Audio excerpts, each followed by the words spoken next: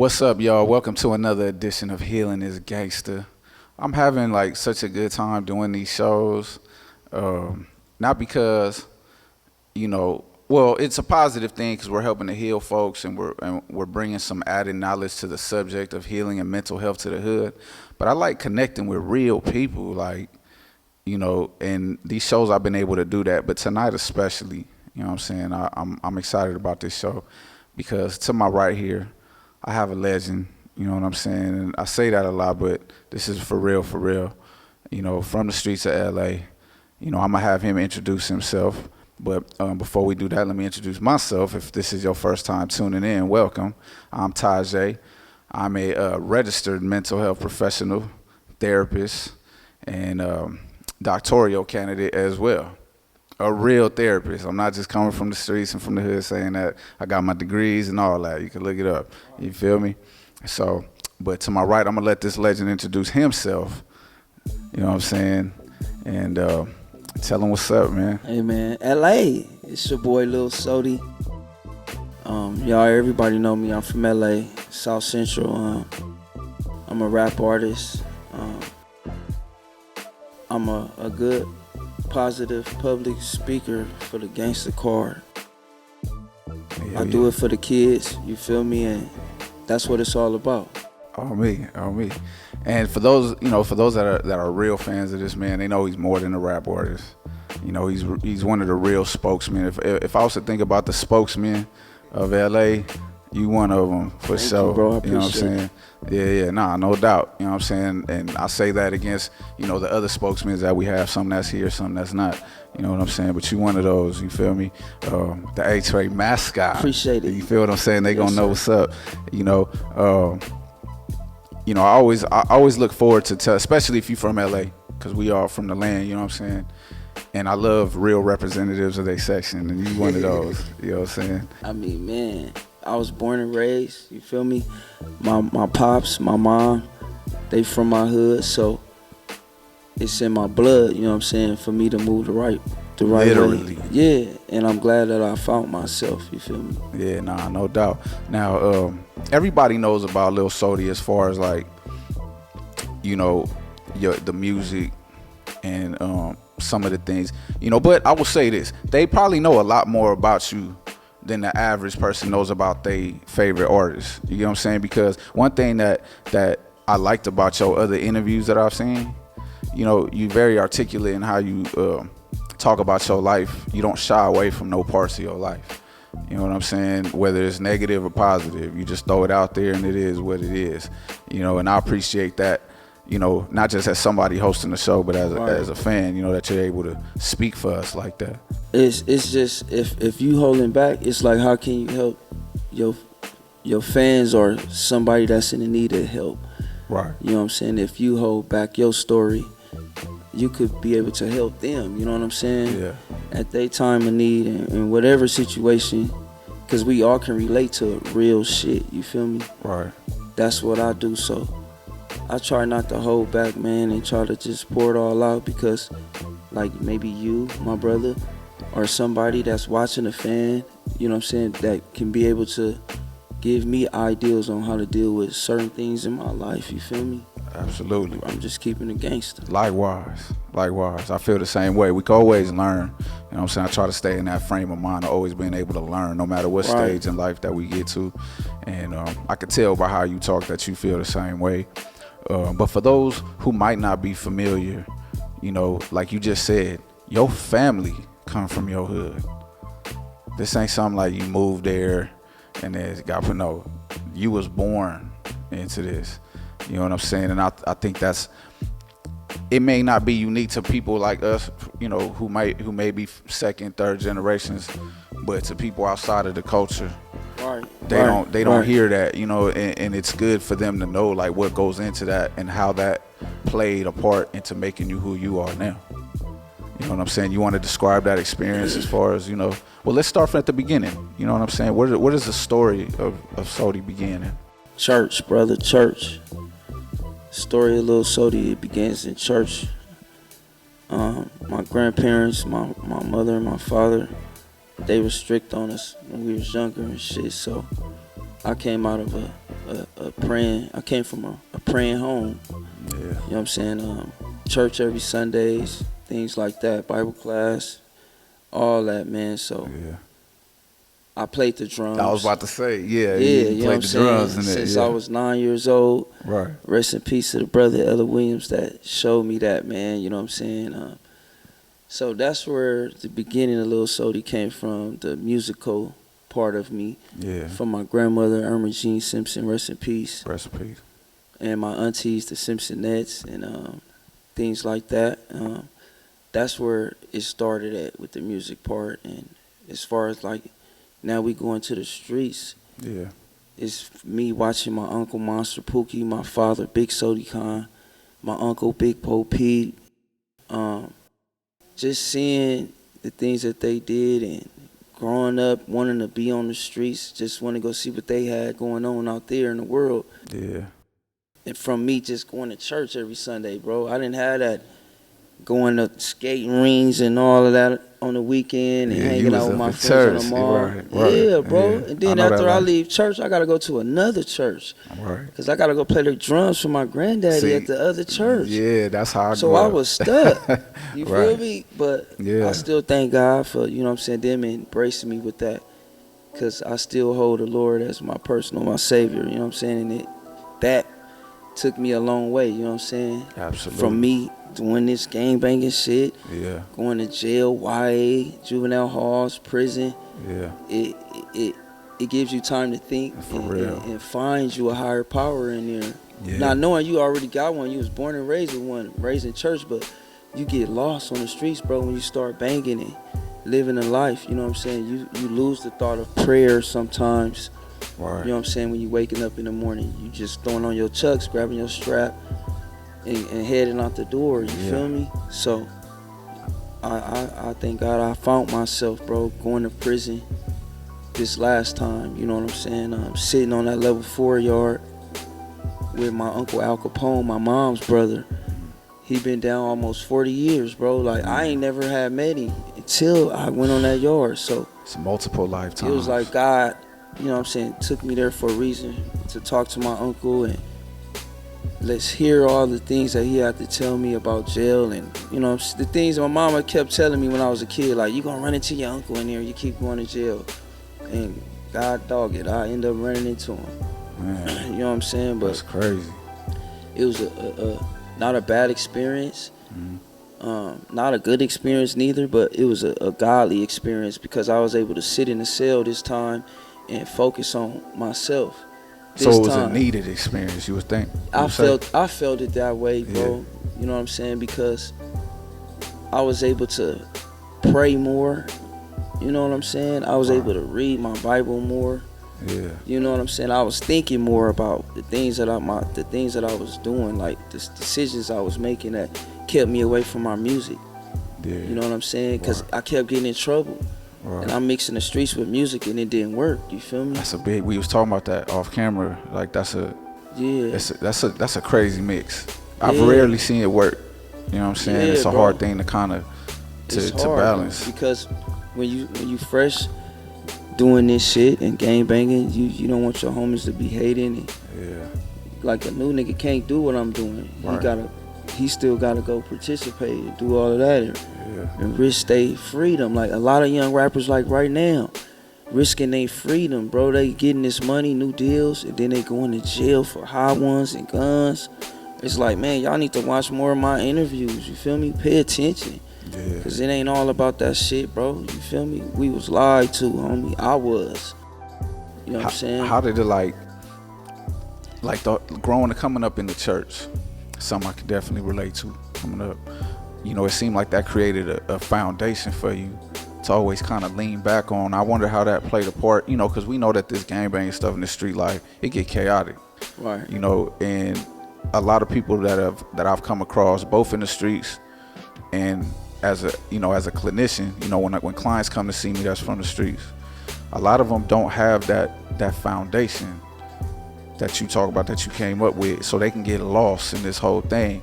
I wonder how, like, you know, how grandmas, how church, all that, you know, what part did that play in all that confusion through all that loss and everything? It seems like it I don't know, gave a method to the madness? I don't know what, looking back on it now, when you look on it, how do you think it played a part as, why you still here and alive, or how was you looking at it back then?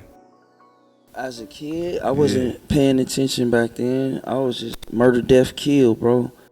Yeah. I was trying to build a reputation, bro, a brand. You feel me? My name, the SODIE cause. You feel me? I was trying to build a brand to be respected, not disrespected. So Right. I wasn't thinking about, you know what I'm saying, none of that back then. I always thought about prayers and church because I always came out of there, but that wasn't on my mind at the time. I was always around gangsters and killers, you feel me? Yeah. So my mind was always on doing some corrupt. Yeah. You know what I mean? Just so my father won't hear his name isn't no bullshit or falling, you know what I'm saying? Yeah, because you sharing that name. So I gotta rise. I'm supposed to be doing more than big him. shoes to fill. Yeah, bro. So at that time, man, I was going to juvenile halls, camp, CYA. I hit everything.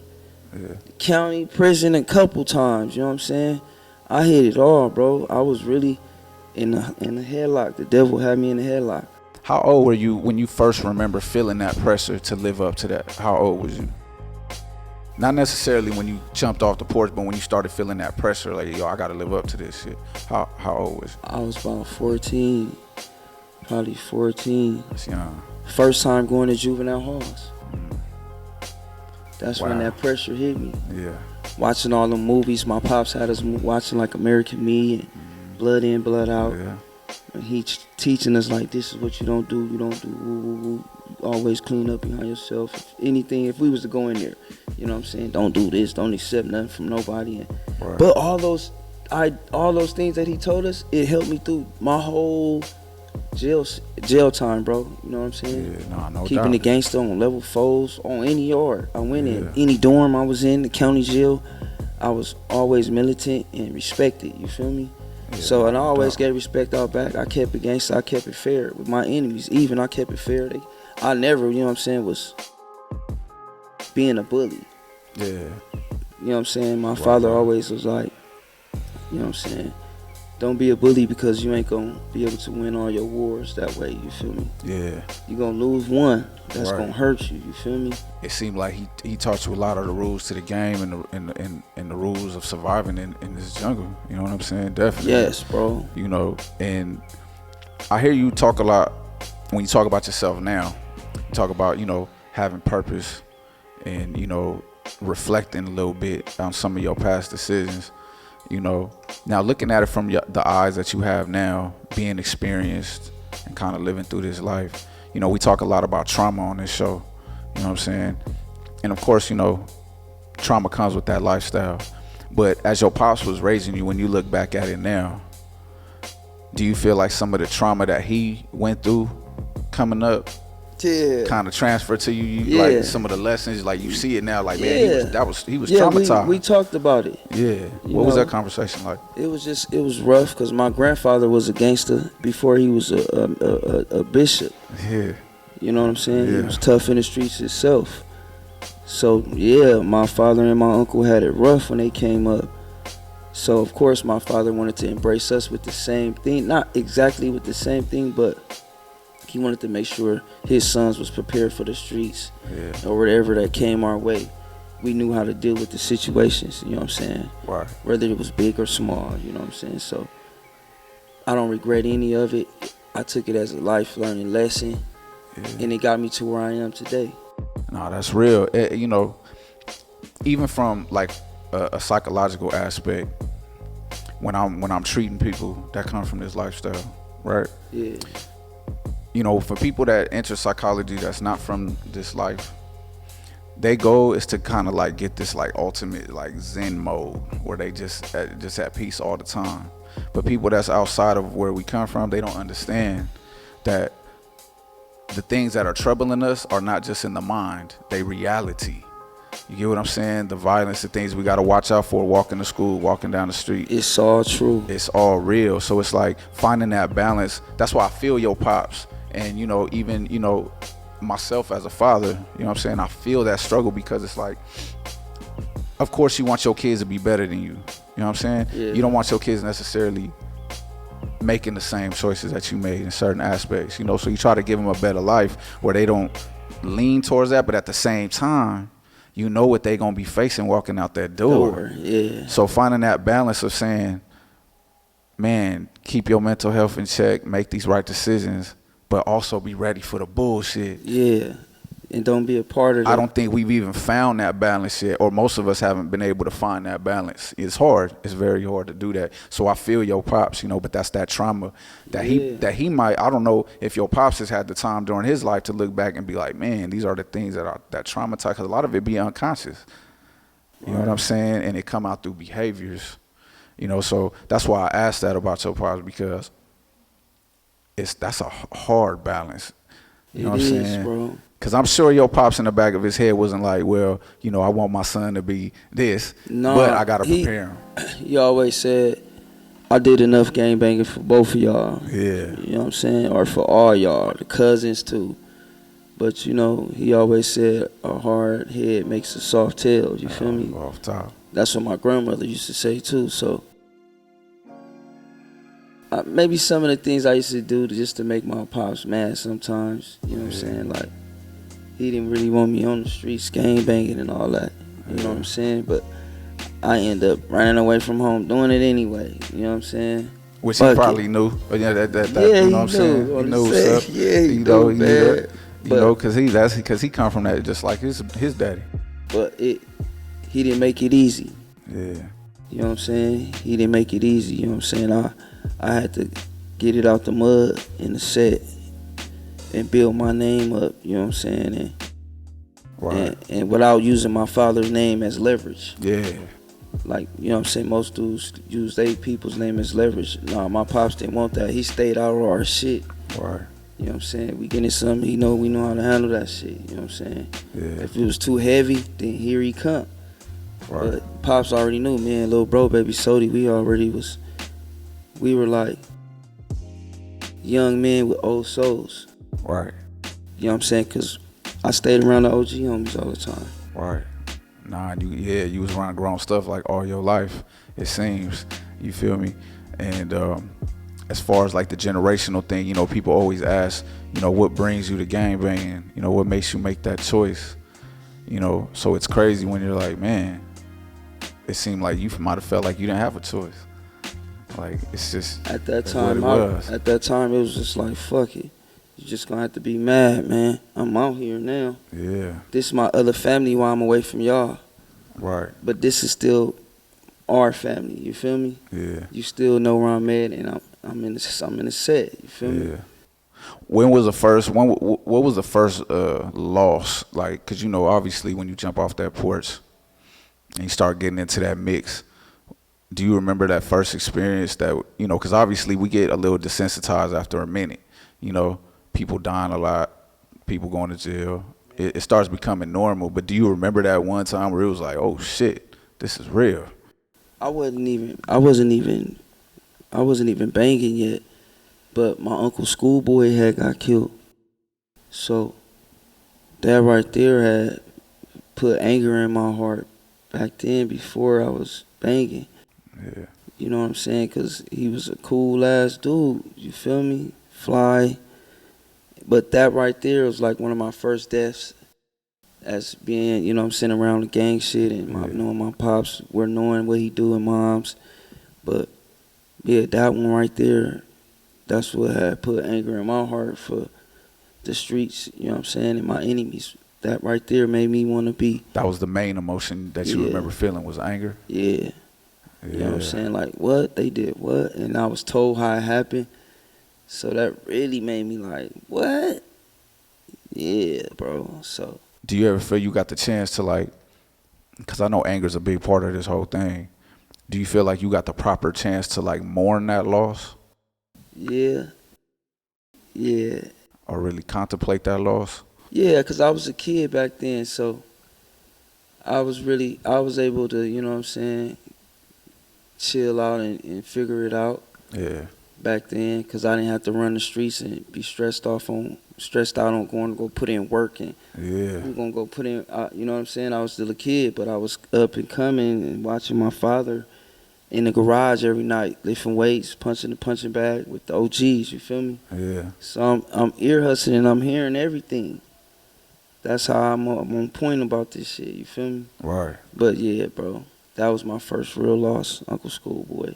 Yeah. And then I mean, I'm sure after that it was like, you know, especially Yeah, when it was downhill. Like once I Yeah. got put on, it was like, and then it's like once you like become a leader yourself, you know what I'm Yeah. saying? As you up and coming, the losses is more hurtful on you because it's like you in control. You feel me? And that ain't supposed to happen. You supposed So to safety that's first and shit that's like interesting. So I noticed that with your peoples, you said anger, but now you said it's more hurtful. that. Like, Yeah, is when there you a difference in it? like when you have more control, I would say it was hurtful and angry and me being angry with Uncle Schoolboy too. But Yeah.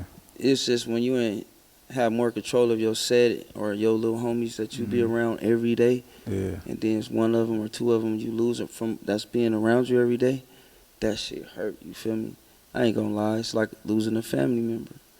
Yeah. You know what I'm saying? A Right. real loved one. So a lot of that shit, bro, take a toll on you. Especially at them ages. Yeah, man. You know? ain't supposed to be stressed out as a kid. Yeah. That shit stress you out. Nightmares, all that. Yeah. You know, and then you ready to turn up at any moment. Yeah, You know, and that bro. affects us physically as well as mentally. Your thoughts and how you think too. You feel me? Absolutely.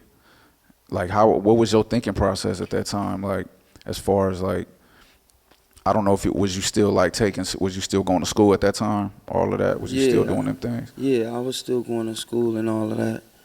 I was going to 74th Street School at the time. On Van Ness at 74th, so Yeah. you know it was rough back then on them sides, bro. You know what I'm saying? That's the borderline of us and my enemies, but yeah, I was up and coming and learning how that shit was going, bro, and being taught to hate. You know what I'm saying? This happened to him. This happened, so hate. You feel me? Right. All But day. man, Did that affect how you was in your other relationships outside of like that world, maybe with other family members or other people in different situations? Yeah, because you stay away. You stay away because the type of lifestyle you live. Some of them don't approve of it, or they don't want it around them or their kids. You know what I'm saying? So now you kind of feeling isolated. Yeah. That's a whole other trauma in itself. So you feel like you gotta go change yourself up on who you are to go fit in. You know what I'm saying? Right. And the real nigga just gonna stay away and do him. If y'all don't like how I'm coming, then you know what I'm saying? Fuck it. Right. You know what I'm saying? But so how, like, it's crazy, like, when you think about the mentality you was in at that time versus now. man, You know what I'm saying? Like, man, I'll be looking at myself right now from back then and I'll be just staring at me like damn, nigga, you done been through some shit, man. I just want to tell you something. You feel me? what do you think gave you that moment of clarity where you was like, you know, something got to change, whether it was my mental or the way I'm moving? Like, was it music? Was it the God? Was it the, you know, coming up under the church? Like, I think it was me losing my son, bro. Me losing my son, it just, I don't know, that shit just kind of like changed me like a little bit, like, you feel me? To a certain instinct to where I'll be like, I don't give a fuck about nothing, but I do. You know what I'm saying? I still got to keep doing what I'm doing, keep grinding, keep going hard for my son because he enjoyed my music. But that's a testament to you, bro, because I could see that loss is unimaginable to me. You know what I'm saying? So, like, to hear you talk about that, I could see where it could be very easy to be like, man, fuck everybody. You know what I'm saying? So the fact that you still care to, like, reach people and continue on with your journey is a testament to your strength, bro. That's real talk.